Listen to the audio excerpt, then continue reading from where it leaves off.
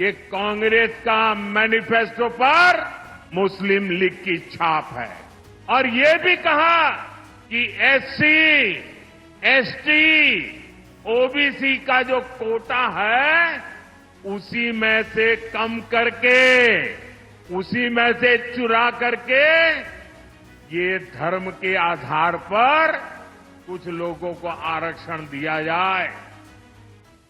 भाइयों और बहनों, आज जब मैं सरगुजा आया हूं तो कांग्रेस की मुस्लिम लीगी सोच को देश के सामने रखना चाहता हूं और जब उनका मैनिफेस्टो आया उसी दिन मैंने कह दिया था, आज नहीं कह रहा हूं, उसी दिन कहा था कि कांग्रेस का मैनिफेस्टो पर मुस्लिम लीग की छाप है।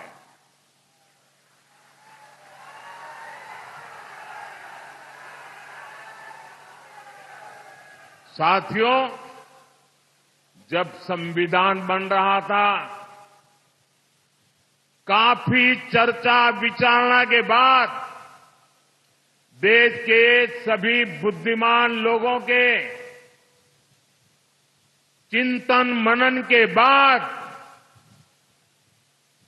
बाबा साहब आंबेडकर के नेतृत्व में ये तय किया गया था कि भारत में धर्म के आधार पर आरक्षण नहीं होगा।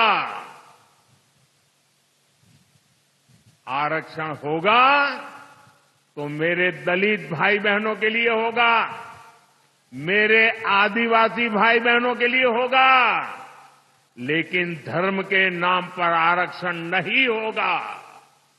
लेकिन वोट बैंक की भूखी कांग्रेस ने कभी इन महापुरुषों की बातों की परवाह नहीं की, संविधान की पवित्रता की परवाह नहीं की, बाबा साहब आंबेडकर के शब्दों की परवाह नहीं की।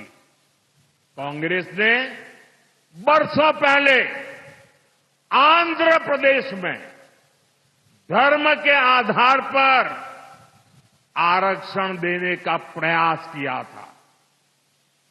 फिर कांग्रेस ने इसको पूरे देश में लागू करने की योजना बनाई। इन लोगों ने धर्म के आधार पर 15% आरक्षण की बात कही और ये भी कहा कि एससी, एसटी, ओबीसी का जो कोटा है उसी में से कम करके, उसी में से चुरा करके ये धर्म के आधार पर कुछ लोगों को आरक्षण दिया जाए। 2009 के अपने घोषणा पत्र में कांग्रेस ने यही इरादा भी जताया। 2014 के कांग्रेस के घोषणा पत्र में भी इन्होंने साफ साफ कहा था कि वो इस मामले को कभी भी छोड़ेंगे नहीं।